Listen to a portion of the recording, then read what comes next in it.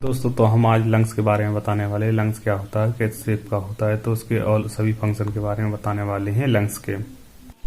तो ये आपको दिख रहा होगा लंग्स कैसा शेप होता है। लंग्स क्या कोनिकल शेप का होता है, जो लंग्स का अपेक्स ऊपर की तरफ होता है तथा और बेस जो होते हैं नीचे की तरफ होता है। अपेक्स थोड़ा सा ट्यूबवेल के ऊपर स्थित होता है और बेस डायफ्राम के पास स्थित होता है। ये आपको दिखाई दे रहा होगा डायग्राम में। सबसे ऊपर क्या होता है, ट्रैकिया होता है, फिर राइट ब्रांचेस होते हैं, फिर लेफ्ट ब्रांचेस होती है। एक राइट लंग्स होता है जिसमें 3 पार्ट होते हैं, लेफ्ट लंग्स होता है इसमें 2 पार्ट होते हैं, जो आपको दिखाई दे रहा होगा। इसके आगे हम बात करने वाले लोब्स, कितने लोब्स होते हैं लंग्स में।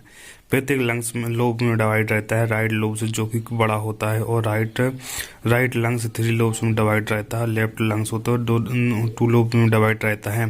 प्रत्येक लोब बहुत से लोब से मिलकर बना होता है। प्रत्येक लोब में बहुत सी स्मॉल ब्रांचेस ट्यूब होती हैं जो एयर को सक करती हैं। प्लूरा यह सीरियस मेम्ब्रेन्स होती है जो लंग्स को कवर करती है। ये 2 लेयर से मिलकर बनी होती है। इसकी इनर लेयर को वर्टिकल लेयर कहते हैं, और जो लंग्स के बहुत पास होती है, और आउटर लेयर को पेरिटोनियल प्लूरा कहते हैं। और इन दोनों लेयर के बीच में एक फ्लूइड भरा होता है जिसे प्लूरल फ्लूइड कहते हैं।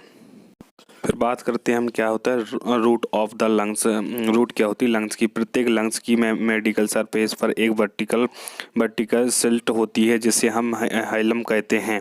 इसी हाइलम से blood vessels, nerves, lymphatic vessels lungs में इंटर करती हैं और बाहर आती हैं। ये सभी स्ट्रक्चरल मिलकर रूट ऑफ द लंग्स बनाती हैं, जिसमें क्या निम्नलिखित स्ट्रक्चर होता है। इसके आगे के पार्ट के बारे में बात करते हैं, जिसमें होती है पल्मोनरी आर्टरीज। ये होती है अशुद्ध ब्लड को हार्ट से लंग्स में लाती हैं। पल्मोनरी वेन्स होती हैं, इनका काम होता है ये वेन्स ऑक्सीजनेटेड ब्लड को लंग्स से हार्ट में ले जाती हैं। फिर ब्रांचिकल आर्टरीज, ये आर्टरीज होती है लंग्स को ब्लड सप्लाई करती हैं। ब्रांचिकल वेन्स होती हैं, ये लंग्स से वेन्स ब्लड को सुपीरियर वेना कावा तक ले जाती हैं। फिर होती है lymphatic vessels and lymphatic glands, जिसमें ब्रांचेस आती हैं। ये लंग्स में जाकर ब्रांचेस से डिवाइड हो जाती हैं। नर्व्स, ये सिम्पेटिक वेगस नर्व लंग्स में नर्व सप्लाई करती हैं। हम बात करते हैं mechanism of respiration. Mechanism of respiration 2 part में डिवाइड होता है। एक होता है इंस्पिरेशंस, एक होता है एक्सप्रेशंस। इंस्पिरेशन में होता है ब्रीथिंग इन। इंस्पिरेशन में एयर लंग्स में जाती है। इस स्टेप में थोरैक्स कैविटी का वॉल्यूम बढ़ जाता है, जिससे लंग्स फूल जाते हैं, और लंग्स के फूलने से रिब के बीच में प्रेजेंट एक्सटर्नल इंटरकोस्टल मसल्स में कंट्रैक्शन होता है, जिससे कि रिब कुछ आउटसाइड में हो जाती है और स्टेर्नम नीचे की ओर झुक जाता है।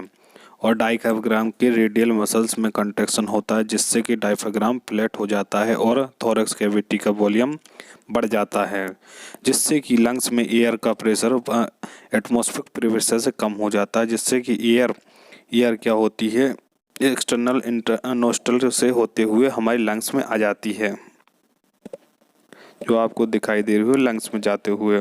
ये हमारी बॉडी में के अंदर इंटर कर जाती है, जो लंग्स में जाती है। अब बात करते हैं एक्सप्रेशन की। इसका होता है ब्रीथ आउट। इस स्टेप में एयर लंग्स से बाहर जाती है। इसमें रिब की इंटरकोस्टल मसल्स में कंट्रैक्शन होता है और रिलैक्सन होता है। इंटरकोस्टल मसल्स में कंट्रैक्शन से रिब स्ट्रेम और डायफ्राम अपनी नॉर्मल स्टेप में आ जाती है। थोरैक्स कैविटी का आयतन कम हो जाता है। इस समय लंग्स सिकुड़ जाती है और लंग्स में एयर का वॉल्यूम ऑटोमेटिक प्रेशर वॉल्यूम से बढ़ जाता है, जिससे एयर क्या होती है बाहर आ जाती है, जिससे ये प्रोसेस बार बार होती रहती है, जिससे प्रेशर जो एयर होती है हमारी बॉडी के अंदर जाती है और बाहर आती है। ये क्रिया मैकेनिज्म ऑफ रेस्पिरेशन कहलाता है। हमारी बॉडी के श्वसन रेट होती 16 से 20 होती है प्रति मिनट। छोटे बच्चों में 25 से 40 होती है। स्त्रियों में की अपेक्षा ज़्यादा होती है।